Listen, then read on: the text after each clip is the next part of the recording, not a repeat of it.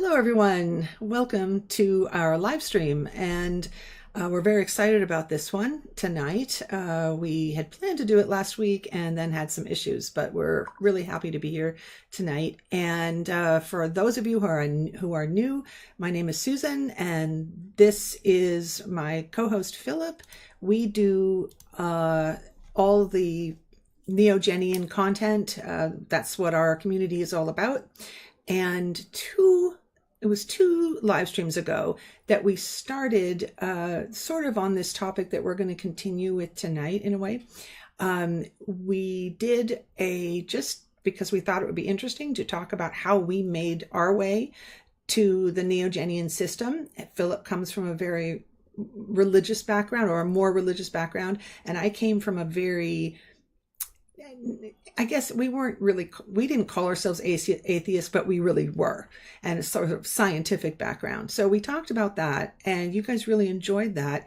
What we did last month following that was a continuation of like how to go from specifically religion, because that's by far the more common one. And those were some of our most popular live streams. Yeah, you guys have really liked these. So we focused on that, but rather than just specifically Philip's story, we talked in general about moving from faith to reason. And then Philip, for this month, came up with this idea, which is to talk about the tools, specifically propaganda, that's used in religion.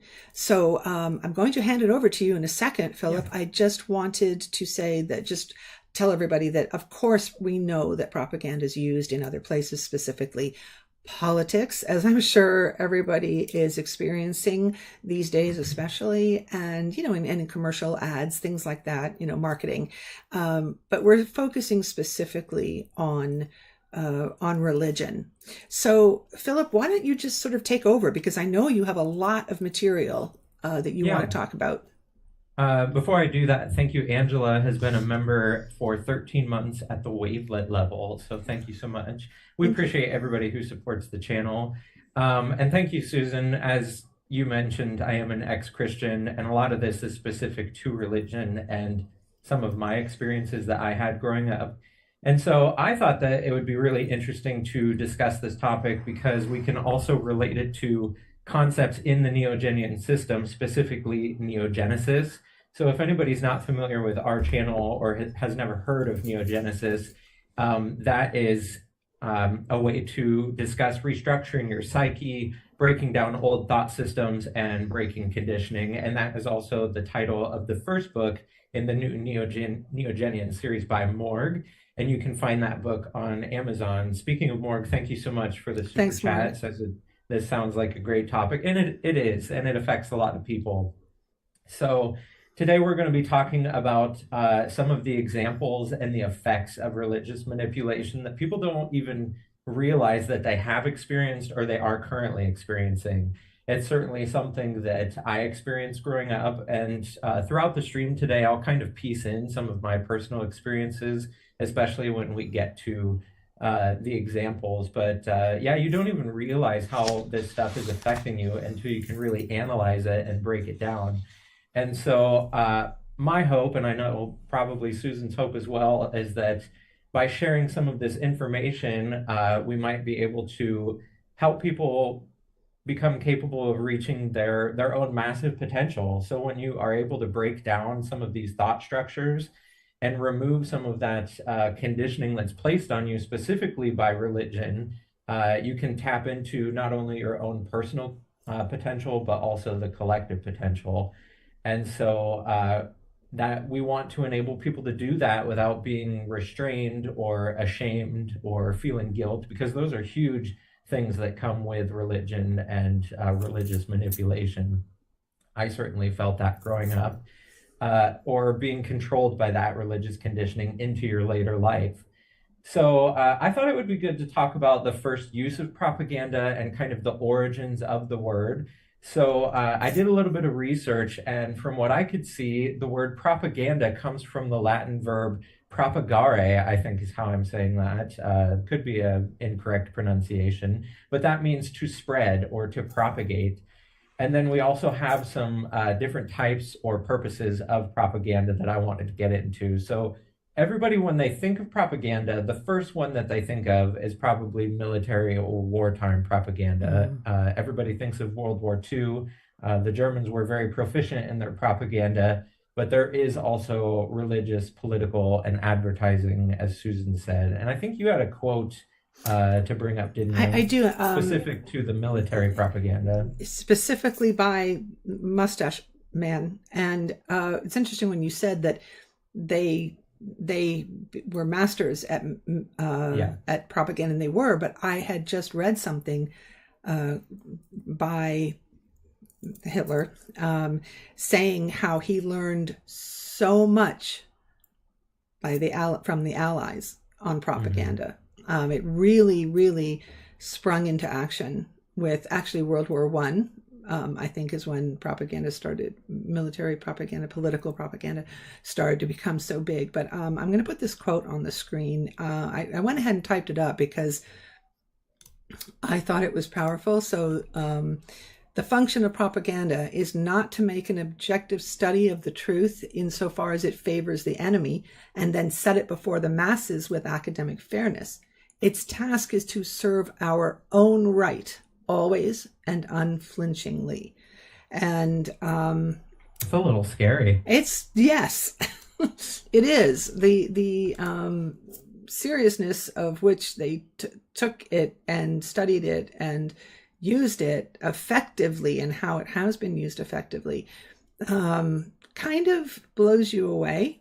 I think a lot of us think we're aware of propaganda, and and we know it's not a good thing, and we're like, oh, I don't fall for that, and I bet you anything, we all do to different extents. And I think a whole point of propaganda, especially in the capitalistic propaganda, is to make you not aware of it. So I remember when I was in school, we learned about subliminal messaging and like commercials and stuff where they flash Yes. momentary images and stuff to make you think certain things. Yeah. And I found that to be interesting. Yeah. But I also did some more research to kind of think about the purpose, because since we were going to talk about propaganda, I thought we should definitely share what the purpose of propaganda is, because we can define it, but we should talk about how it's used. So the purpose is to deceive for a means or to spread an idea. And I found a little bit of information from Google, and you guys can find this as well. Also, Susan posted a lot of resources in the description of this video. So if you want to learn more about propaganda, there's quite a few educational tools there. So from Google, I found initially, propaganda referred to the spreading of religious ideas, but over time, its meaning evolved to encompass any form of information dissemination aimed at influencing public opinion or behavior, sometimes with a negative connotation. And then the modern usage today, it says, today, propaganda is often used to describe information, ideas, or rumors that are spread deliberately to influence public opinion, often in a biased or manipulative way. And so since we're focusing kind of on, are you being manipulated? That's the title of today's video. We're going to focus mostly on how religion manipulates people. And I can share some of my experiences along the way. So Susan, you found some of the core techniques of propaganda. And these are really important to highlight, because even though they're used in all different forms of propaganda, like military, etc., you can see how religion uses these against people. So the first one is emotion over reason, and that can give you fear or guilt or shame or hope. And all of those things, that's probably the biggest one I in would religion. think that, The emotional appeal, trying to get people to come into faith. And then also repetition. That's also a big one in religion, because you have repetitive reading of the Bible, of the quotes, of the sermons, all of those things. And we're going to get into the examples more in depth in just a little bit. And another one is authority figures, which who is the number one authority figure of all authority figures, the highest of the highest? That would be God, or at least that's what they say. And I love that you put there that he is positioned as unchallengeable, or whoever the authority figure is, Mm-hmm. whatever they're using that Yeah. for. And then there's also simplification and us versus them dynamics, and that's the last one there. Us versus them. So in Yeah. military, you can see that as one side versus another, but for religion, you have the faithful versus the non-faithful, Yeah. and they use that all the time. Of are you faithful or are you going to hell? That's basically what it comes down to. And, there's so many, all of these bullet points. I mean, we are going to be talking about these individually, right? Yeah, Because there's a yeah. lot of content in there that we're just like, throwing out there. And just talking about guilt and shame and fear, Mhm. you could do an entire live stream on just that. Yeah, But those also, are primary tools. absolutely, emotions. Preying on the emotions of people is a number one tool itself in propaganda. But then that dividing into us versus them, Yeah. and you can absolutely see that in religion. It's sort of like we're our group over here. We're the good people. This is why they want to bring more people in, because I think the more people they have, the stronger and more true it feels to Mhm. them. Um, And also, they play the good guys. We want to save you. yes, there is that element absolutely as well. But I always find that we want everybody in here, because the more people who believe this, the more we will also believe that it's true. It's sort of it's a reinforcement technique. I Somebody think. says my microphone started to echo Uh-oh. I hope just that's now. I hope that's not through because of me. I could the last time I tried something, you guys who were here know that we had to close the stream because we lost Philip completely when I used headphones. I could see if I can find the really awful 80s Walkman style ones if they are here. No, I don't think I have them. And I'm afraid of the little ones that go in, because if I hit something wrong, I screwed up.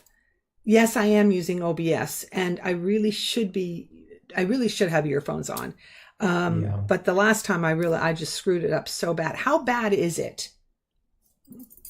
Let's see. Zeus says it's been a bit hollow sounding, but it got a little worse over the past few minutes. Um, I have, it. I'm pretty sure I have it. Laura says it's listenable. Yeah. Okay. It's with the mic feed pickup got further away. I just wonder. It's pretty bad, Angela. Okay. I should probably I can go and try to I can mute myself. Philip can talk. Okay. I will go Yeah, and try to. I have a couple things to read, so why Yeah. don't you go get those real I'm quick? okay. So here's the thing. I have to make sure I uh mute the right one. I'm gonna mute myself. Philip's gonna talk, and you guys let me know that you can hear Philip talking. Mhm. So we have some super chats to get to. Also, new member. So really quick, this is kind of a good time to do this. Lilith, thank you for becoming a member at the waveform level. And then also Chica Loca. I'm not familiar with your name, but welcome to the wavelet level. You must be new. And then let's see. Joanna, who's been a member for 40 months at the wavelet level, says 40 months here doesn't feel longer than a day. Thank you for being a member for so long, your longtime support. And then Chica Loca gave a super chat and says, blessings, love, and light, everyone. Thank you for being here. They say it's better now, Susan. Is that because you muted? It's because So I it might be muted you maybe, guys. So yeah. as soon as I muted, he was fine. So I just need to figure out how to wear earphones that won't screw things up. I can. Or is your microphone close to your speakers? My volume may be too high. Okay, I can try turning it down. Okay. Sorry about the coughing. That's I'm all going to right. mute myself again while Philip talks, because on this one, pretty much Philip is going to be doing a lot of the talking. Yeah. Okay. Well, I'm glad that that sounds good and we figured that out. So, like I said, today we're focusing on religious propaganda, and I did a little bit of research on the origins of that. I wanted to know, where was religious propaganda first used? Because I know how it's used today, but think of it way back in the day. So we had two examples that we found that we wanted to mention, and you can look into these a lot deeper too if you want to.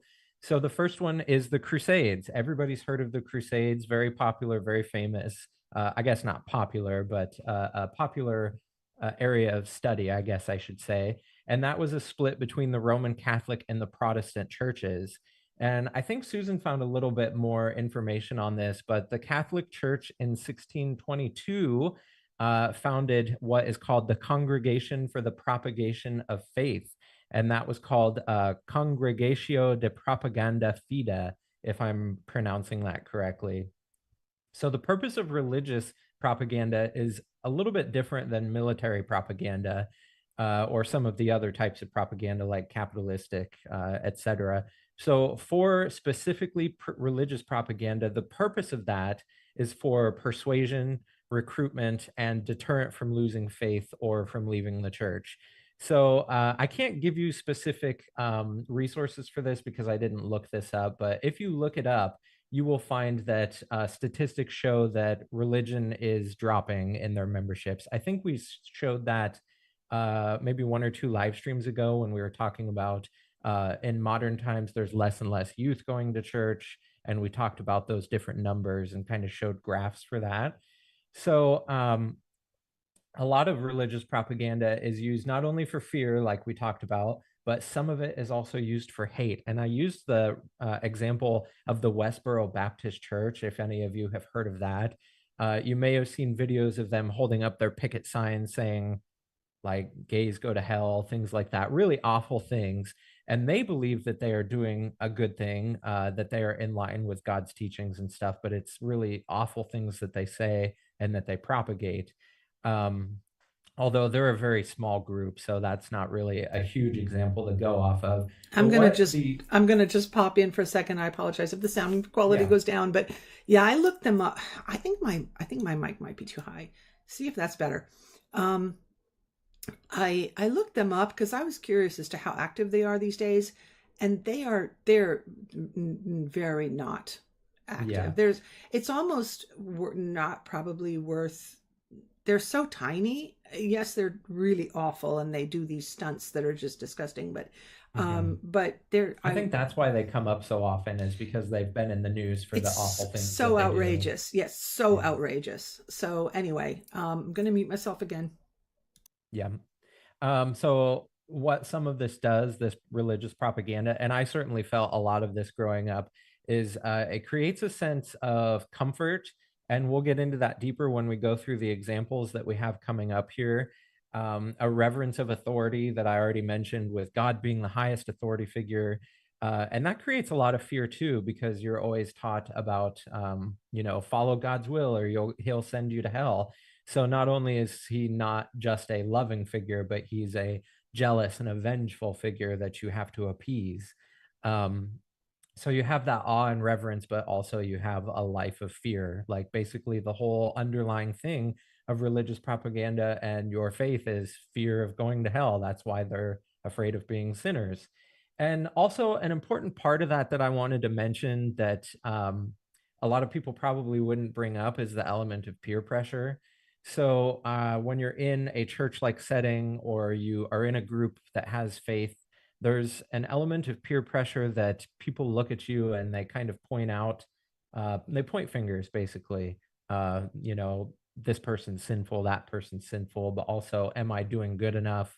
Um, I had a little bit of that growing up, but it wasn't as bad as I imagine some people face.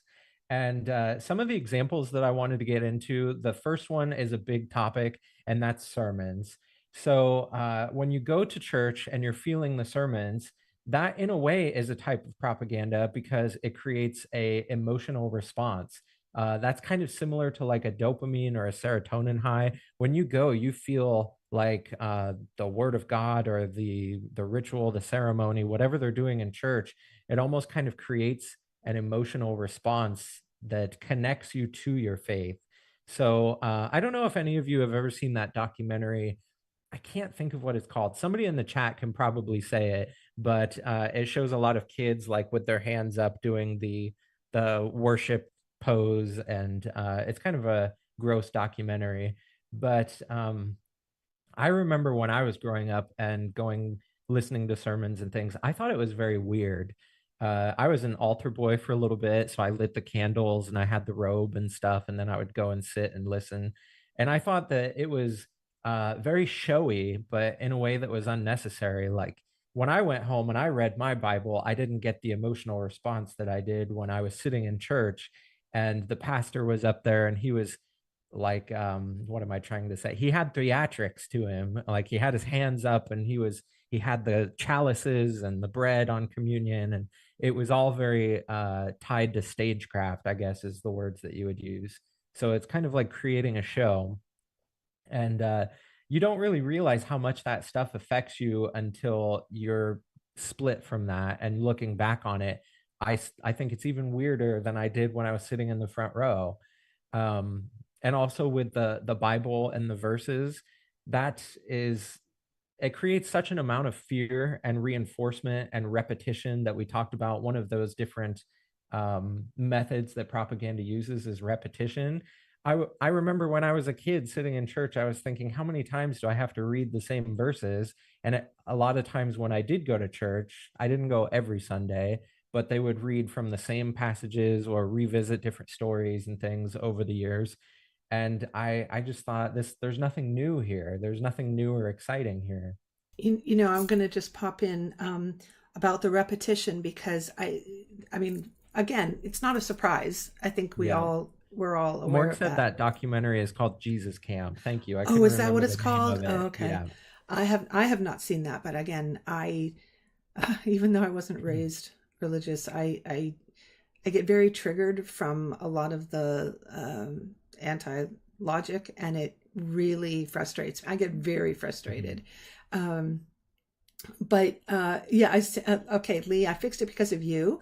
And the Thank you, reason Lee. was because you said turn your not, I was turning my mic down um, because I was hitting too high. I could see my level was too high, but you said turn your speaker down. So I turned my Mhm. speaker down. So hopefully that's better. Um, Laura says most pastors practice often in front of a mirror to become effective actors. yeah, when you were talking about that, I was thinking it's not all of them. It's that particular kind that Mhm. is very dependent on propaganda, who are doing it consciously, that's what they want to do. It's those that are Yeah. very theatrical. I mean, there are ministers who just, from their heart. I mean, I don't want to say Mhm. that every single person is out there spreading propaganda. There are people who genuinely really believe in a very, Yeah. loving way, a very Christ-like way, I would say. And I was Methodist, so that's just my personal experiences. I never experienced the things like the guys holding snakes Oh and yeah, no. like breaking the chains and stuff like that. I You know, I, it's yeah, that to me is just so odd.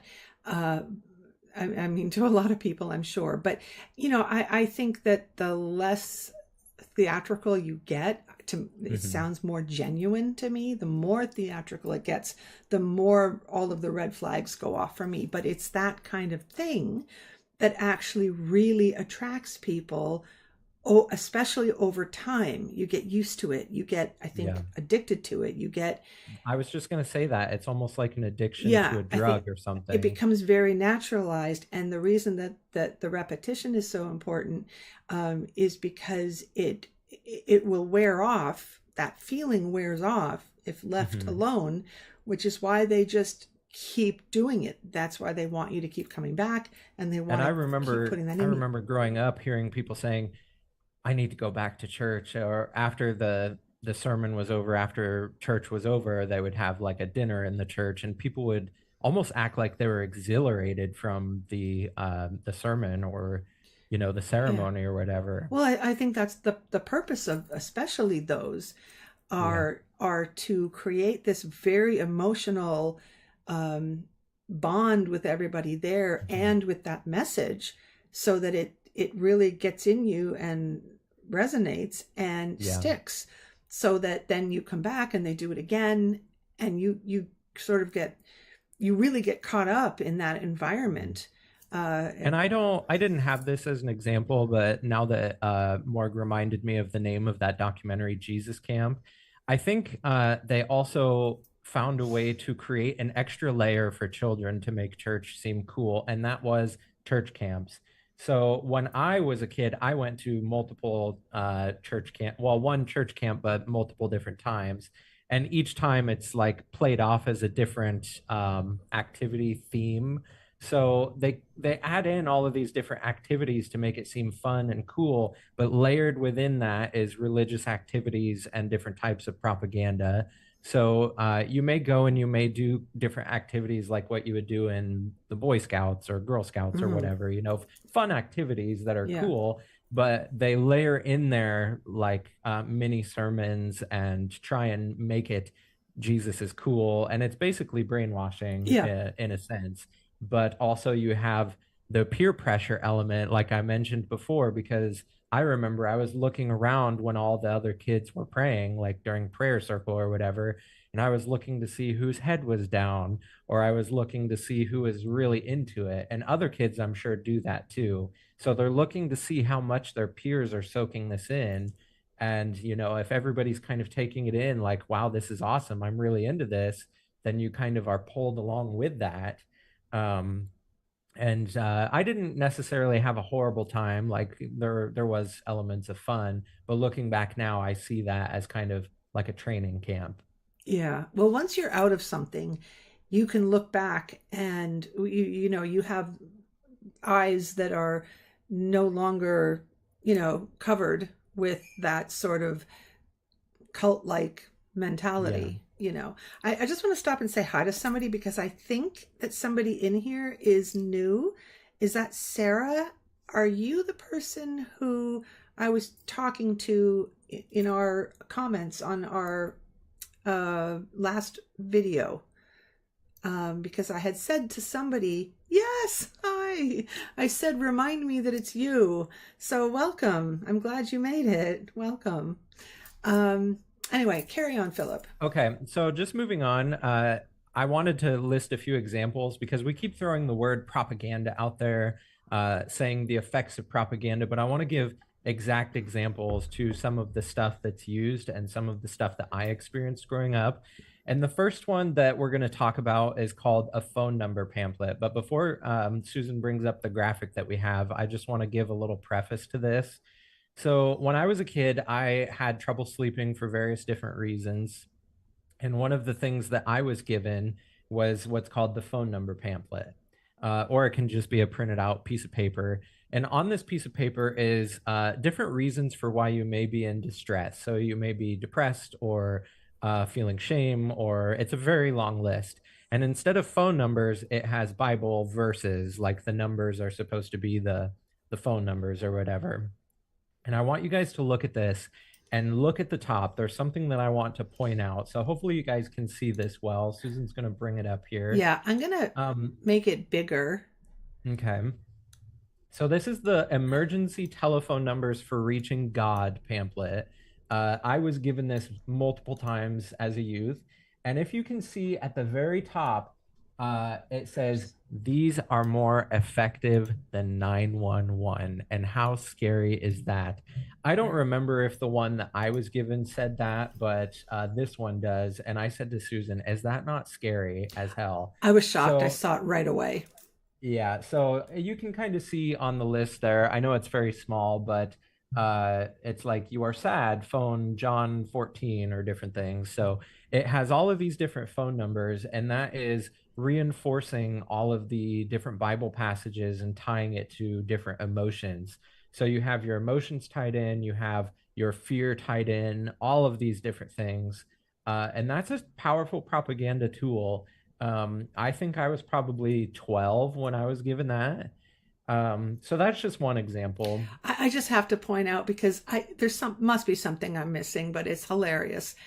Near the bottom, it says, you want to carry fruit. Yeah. If you want to carry fruit, look this one up. We had to look that up. That's an emergency. I really need to take my banana with me to work. It's an emergency. What passage do I look up? Yeah. I don't We understand. looked Oh, we well, looked that up, and it's like carrying faith as your fruit for God or whatever. I, But I I did don't want get to it. say I think that documents like this are dangerous because, especially that phrase at the top, these are more effective than calling 911. Imagine somebody who's in emotional distress or depressed and Yeah, needs to call like a hotline for emergency yeah, assistance, it's and they awful. choose not to because they are given a pamphlet like this. Yeah, So, it's yeah, horrible. those things are very important to point out. And then another one, well, we don't have an example or a graphic of this, but the rainbow, like the physical, literal rainbow that you would see outside of your window in the sky. The rainbow is used as an example of God's promise never to flood the earth again. So that is kind of a propaganda tool because they say every time you see the rainbow, think about God's love for you and his promise to never kill everybody on Earth again except for Noah's family. And that I always thought of that even back then. I was thinking his promise of what? And they would say, well, not to flood the earth again. And I was thinking that's scary that he did it the first time. Do you want to know what I read?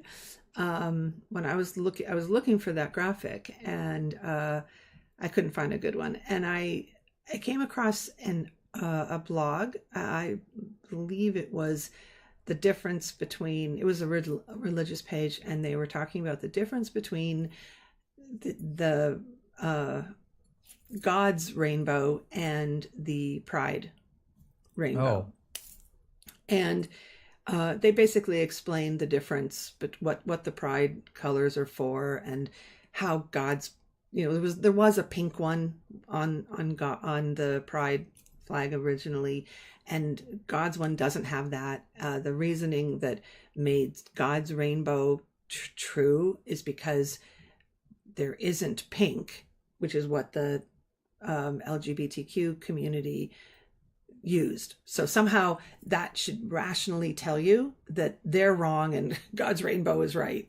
that's Uh, pretty gross. And it was just, yeah, it was not good reasoning. But anyway, speaking of the rainbow colors, there's also pamphlets. I keep saying pamphlets, but sometimes they're just little cutouts that is often given out called the rainbow color pamphlet. And this one goes through all the different colors of the rainbow and it right. explains what each one is for. Like Yeah. red is for the blood of Christ, white is for purity, green is for the new kingdom. I may be saying the wrong ones for the wrong colors, but those are basically all Yeah. I there. kept finding Um, different ones. So I didn't yeah, pick a yeah. generalized one. So they just use that as a tool to Yeah. rationalize all the different feel-good vibes that they want But to tie it to the rainbow. do you want to know what the scary, gross thing was about Yeah. the promise not to flood the earth on this blog I was reading? It said, yes, it was the promise not to flood the earth. What God's going to do is not going to be water, it's going to be fire. And then it Yeah. proceeded to talk about basically a lot about what Morg talked about today in their video, And the which was an Armageddon. amazing video earlier today. And I thought, wow, that's comforting. So the rainbow is supposed to comfort us that God's not going to flood the world again, but the fire's coming. So Yeah. I think it makes But remember sense. the promise to the religious people is if you have faith in God, you won't feel the fire because you'll be raptured. You're going to float. You're going to float Yeah. away. You will fly into the sky and everybody else will be on fire, which is Yeah. terrible. I So it's like a that's backhanded promise. yeah. And Zeus said just a minute ago, classic abuser manipulation. Yeah. I can you imagine feeling good that you're going to be raptured and many people are going to suffer horrifically Mhm. if you watched Morg's video, which I agree, Angela, was amazing. They just keep getting better and better. But if you saw all of that that's going to happen, it's horrifying. It's terrible. It will never make sense to me when people sort of look forward to that as them being floating away, and other people suffering. And I guess their reasoning is, well, if you just believed, then it wouldn't happen to you. But it's kind of like your own fault. Yeah, exactly. But the gloating, the smugness is really horrible, to attach to that. But also, uh, the fact that you worship a God that would do that to begin with. And if you bring any of that up, they always say, "Oh, well, that's the Old Testament," or there's in the meantime they're looking forward to it. Yeah. So yeah, I don't know, whatever. And then just moving on, we also have the main area of propaganda usage for religion, and that is the holidays, especially Christmas. So even if you are not religious, you can see all of the different propaganda that they use at this time of year. And we have one example that I remember from my childhood, and that's called the candy cane legend. So put in the chat if you've ever heard of the candy cane legend. And Susan has a graphic that she's going to pull up. I remember being given this. So almost every year at Christmas time, at least when I was religious, they would give you candy canes. And on the candy cane was a little tag, and it had the candy cane legend on it. People are saying no, never heard of it, but I am curious. I hadn't either. Okay. Philip had to send it to me, so I'm going to put it up. Yeah. So you may see a few different versions of this, but the main one is the one that we have a graphic of. So I'm going to read this because it's very small. So this is the legend of the candy cane. And it says, "Look at the candy cane. What do you see? Stripes that are red like the blood shed for me. White is my Savior who's sinless and pure. J is for Jesus, my Lord, that's for sure. Turn it around and a staff you will see. Jesus, my shepherd, was born for me." And then some people, they say, turn it upside down and you see a J for Jesus's name or whatever. But it's just very strange that they tie religious propaganda to a piece of candy and hand it out at Christmas time, specifically to children. I don't even know what the point of that would be, because kids are just like, what's this piece of paper? Yank, I want the candy. But also the red is the blood. I don't understand the obsession with blood. Yeah. And sacrifices and, can you imagine you hand a kid a candy cane and like, oh, this is all about. Say, this is the blood. Yeah. And torment. And, yeah. I wanted to go back to the guilt and the shame, but mostly guilt. Lee says, "Philip, do you ever feel traumatized from your experience with Christianity?" I do sometimes, but not as severe as I would think. I do have traumatizing memories, but it's not debilitating. And I think I've been out of religion for long enough. And especially now that I am more focused on reason, I'm better equipped to analyze those things. So I would say it's definitely gotten better for me. The most traumatizing point was immediately after leaving religion.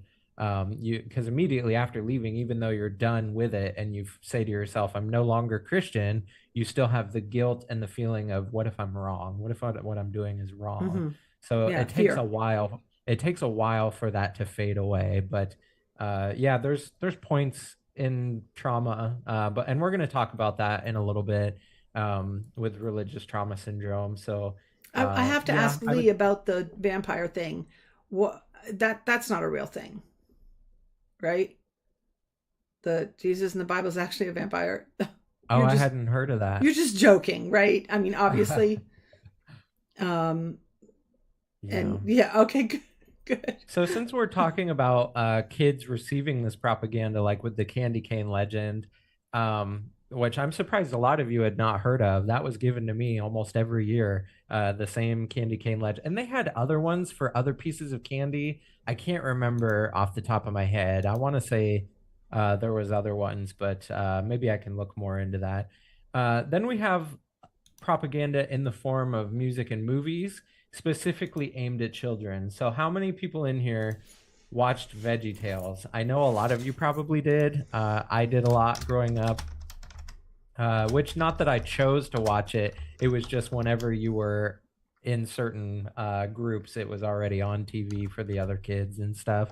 And it not only is the theme song like nightmarishly haunting and annoying, but it's clearly propaganda. So what that does, what movies like VeggieTales and other cartoons that are religious, what they do is they're creating a oh, Susan started a poll. Okay. What those movies and those different cartoons do is they take the religious stories of like Moses, Jesus, all of these different main characters of the Bible, and they create kind of a heroic version of that. So kids are watching that and they're saying, oh, this guy's cool or whatever. And layered in there, they try and put like little lessons that are intertwined with kind of subtle fear triggers. So you may see the characters like the tomato and the cucumber guy on VeggieTales. They may pause, look directly at the camera, and say something like, "Remember, kids, if you lie to your parents, you're creating all kinds of problems or whatever." They're bringing up different lessons in each episode or whatever, and tying that to religion, tying an element of guilt in there, and also creating a subcategory of fear. Like if you do this, like you won't be a good Christian or whatever. They probably don't say that, but that's basically the theme. And if any of you follow Jan Damon on YouTube, not too long ago we watched a show called Bible Man, who's like a superhero that dresses up and he uses like his what is it, like the shin plates of truth and the like I can't remember. He has all these weapons of religion or whatever, and he fights evil. And we watched a few episodes on that, and so that promotes the image of the good team. Like religion, faith, Christianity is the good team. We're fighting evil. We're the good guys. We're the heroes. Things like that, and it's so cringy and so cheesy looking back at that. I remember I had the VHS tapes, some of them, So it of was Bible old. That's Man. an old show. I would say it was probably late 90s, early 2000s, if I Okay. remember correctly. Yeah. But there were so many. It seemed like out of all the shows, like VeggieTales has, I don't know how many movies and episodes, and there's so much stuff. They have toys and all kinds of things marketed to kids. So it's like, eat your vegetables, be afraid of God, which is kind of a crazy dynamic. Bible Man, I don't think was super popular. I think he was on PBS sometimes, which is where I may have watched some of it because I didn't have all the VHS tapes, but I think I had a couple. More I put cucumber and tomato emojis. live love. Uh, my husband was raised JW and suffers from RTS and uh, related Yeah. JW issues. Yeah, I'm going to end this poll. So, We just got another vote. Has everybody voted? And so also, congratulations, Mystery Singer, because somebody gifted you a membership. That was oh, early on. Did we nice. say thank you for that, by the way? I might have missed that one. Let me look at the thing Have here. we have we thanked That was everybody? Sarah. That was Sarah, you Sarah. gifted that? Thank you. Thank you so much for gifting a A membership. membership. That's wonderful. Did we thank everybody? Yeah, I thanked all Okay, the other because super I chatters. all right. I'm going to end this Um, now. How do I end this and see? I I'm wanted to curious. add into the religious movie propaganda bit that specifically for the stuff for kids, a good or not a good, but a purpose that they use that for is to Whoops. kind of filter the stories into the minds of, the youth of the church as early as possible, because it's so much more difficult to be able to place that kind of conditioning on a kid that's older or like rather than a very young adolescent. So I remember at my church, they separated the kids based on their age. So they had the younger kids that went into a room with like lots of toys and the Veggie Tales playing on the TV. And then like the youth groups, the older kids, they took to other rooms to try and start them in on Bible studies or do things that were like leaning more towards adults. And it's so much more difficult to place conditioning on somebody that's already moved past that stage of learning where their mind is like a sponge and they're soaking that all up. So if I had not been raised religious and somebody approached me at 13 or 14 or even 15 and tried telling me about that, I would have been like, no way, you're on something. But because I was raised with it, I took it in so much more easily, and that just became a part of my life. It was what I was raised with, it's what I knew. My parents had that, my family had that, a lot of my friends had that. So you think it's normal, Yeah. But whereas in your personal story, Susan, where you weren't raised with that, could you imagine somebody coming to you at 20 and saying, Jesus died for your sins and you need to, it feels gross at that point. It's very baffling to me, who, I think to people who are completely outside of that. In fact, I was just talking to somebody about um, uh, guilt Hmm. from the religion. One of the things, especially in Catholicism, where they really push the blood. Well, also Yeah. also very evangelical, the blood of Christ. Christ died for your sins. It's that you should be grateful. You just the fact that somebody suffered this much, and just out Hmm. of guilt, you should believe, and you should be thankful, and you should go with this. I think Yeah. that it's huge. Did you go ahead and end the poll? I did, and it was Okay. 58% um, have it. So Yeah. that's, I was just really curious to see. So it's more than half. Yeah. Um, And that's a good thing to ask to see the numbers because religious trauma syndrome is a consequence of brainwashing, and you can feel the effects of that even much later in your life, even long after you've left religion. And thank yeah, you, Lee, for asking me. That's very courteous of you to ask me how I've dealt with the effects of that. And that's why we wanted to do this live stream because we don't just want to talk about propaganda. We want to talk about the effects of it and also how to reclaim propaganda for truth. yeah. So the what we're going to kind of finish up with and focus on for the last bit of the stream is we want to reclaim some of that and use things to inspire rather than to manipulate.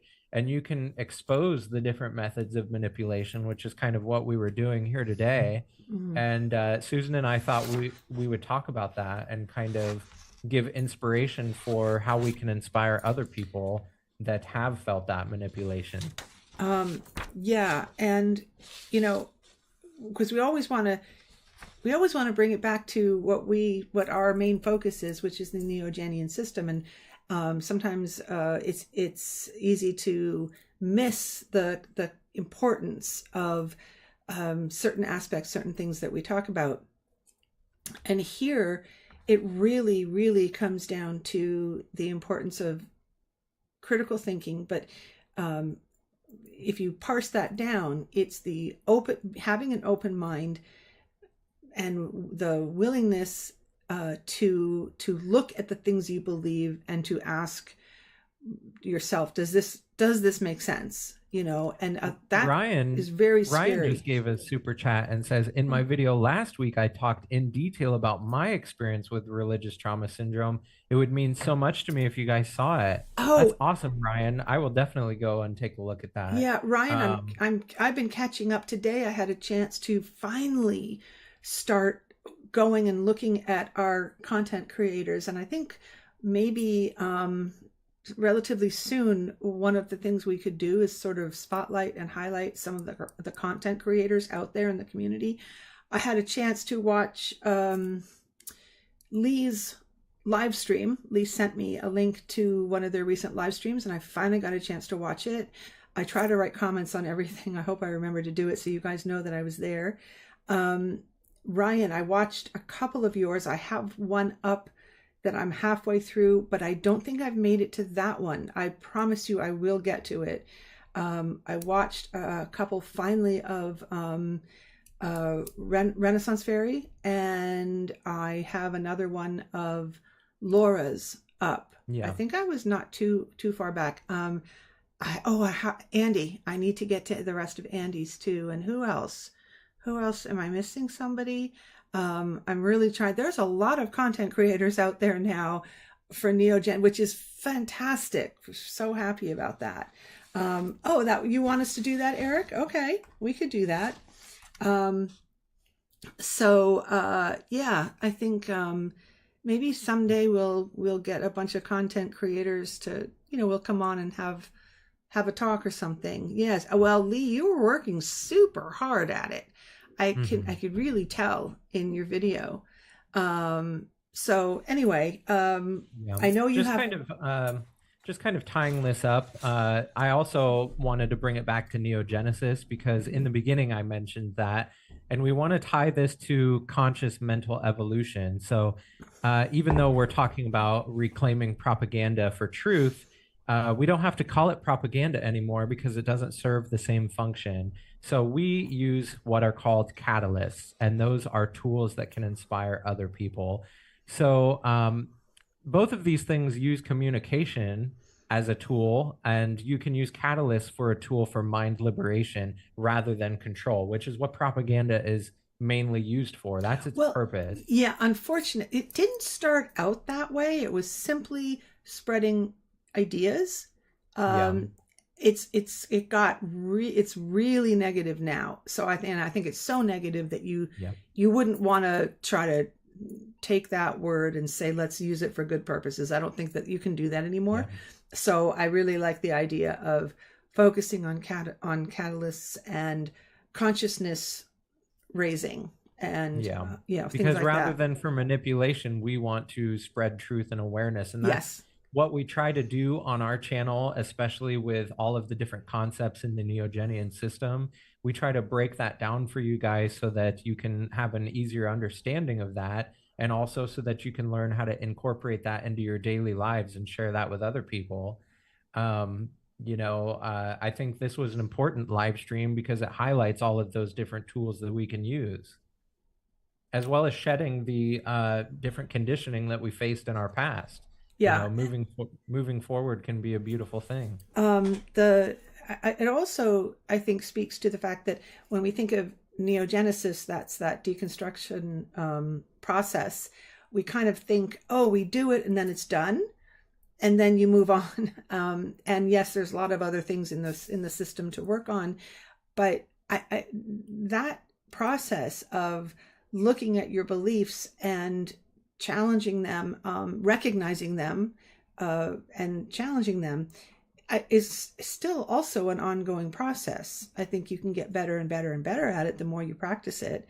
But it's not as though you get rid of everything and then you're like, okay, now I've done all of that and then move on. I think it is an ongoing process. So when you encounter propaganda out there now, which, as we said, is everywhere, you have a better mindset. You have better tools for recognizing and analyzing and dealing with it. I mean, getting information is not a bad thing. Having information given out, and in fact, sometimes coming across propaganda is doesn't do what they want, because if you recognize it, you're aware of it, you can counter what you are going to do based on your awareness of it. It's sort of like the ability to spot something dangerous, and you're like, oh, that's there and I see it and I'm not going to be swayed by it. A lot of people are just oblivious. They don't have the tools to recognize how they're being manipulated. So the ability to recognize that and to deal with it, I think, is really important. Also, before Yeah. we get to the end, we just wanted to remind everybody that we're going to have a members only live stream directly after this one. So if you're new, which I know there is a few new people in the chat, you can find the link to our members stream on our YouTube channel. It's now under a tab called Posts. It used to be under Community, but you can find that there. Yes. And Susan either has or will post that here in a few minutes. I'm going to post it in a few minutes. Just a reminder, I also mentioned at the beginning of the stream, but I want to mention it again. If you want more information about propaganda, Susan put some educational materials in the description of this video. And also tomorrow, there's going to be another Nexus Academy session in Discord. So if you follow Morg and you're a member of their channel, tier 2 or higher on YouTube, I think it is, you can join us on Discord. Tomorrow's Mark's Day. Sometimes Susan and I lead different sessions, but we'll be in the chat. So if you come tomorrow, you can see us there and see Mark reading from Meta Rationalism, is the book that we're currently in. Yep. And then the next thing after that would be Morg going live on Monday. Morg's doing the member streams on Mondays as well now. Yep. So I have to go and create the live stream. I haven't done that yet. It will just take me a second. So just give us a few minutes and then we will see you in the members stream. And So thank you guys for coming, and thank you for supporting our channel. We really appreciate it. Thank you to everybody that super chatted or became a member. And thank you for just being an awesome community. We appreciate you guys. Yeah. Hi, JP. Oh, you just missed it. But we're just about to go into the members stream. So thanks, Morg. I think Philip did a really, really good job presenting all of this information and really putting it in a great order. And I really, I enjoyed looking up information. And one of the things that's in the description below is an entire book called Propaganda, written by a French philosopher, Jacques, and I can't remember the last name, but I've already started to look through it, and has really very interesting material. I will probably end up reading it just because I was scrolling through it and it looks really good. So thank you guys for saying it's a great stream, and if you enjoyed it, let us know in the comments, and feel free to suggest other things that you'd like to see us talk about. Oh, you'll get there, Lee. It's just practice. So okay, I'm gonna go and set up that stream and we will see you in there in a few minutes. Okay, thank you, everybody. Yep. Bye. Whoops. I just did something stupid. Okay, there we go.